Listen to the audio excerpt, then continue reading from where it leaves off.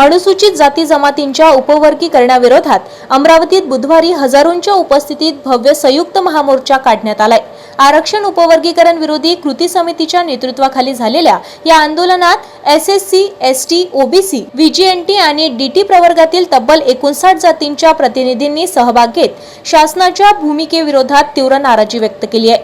हातात संविधानाच्या प्रती, फलक आणि बॅनर घेऊन आंदोलकांनी शहरातील प्रमुख मार्गांवरून मोर्चा काढलाय। उपवर्गीकरण रद्द करा, अनंत बरद समितीचा अहवाल जाहीर करा, अनुशेष भरा, पदोन्नतीतील आरक्षण लागू करा आणि जातीनिहाय जनगणना करा अशा घोषणांनी संपूर्ण परिसर दणाणून गेला होता।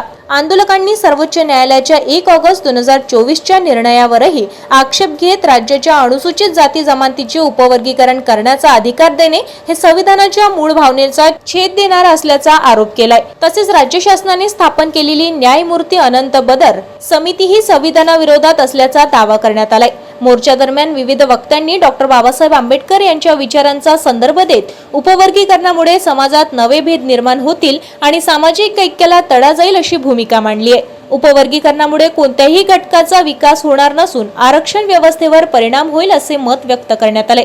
मोर्चाच्या शेवटी प्रशासनामार्फत शासनाला निवेदन सादर करण्यात आले।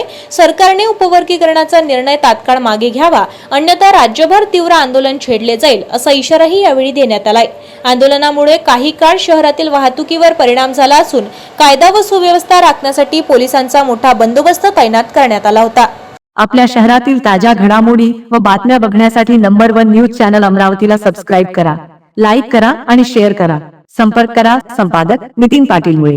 संपर्क क्रमांक 9921589663।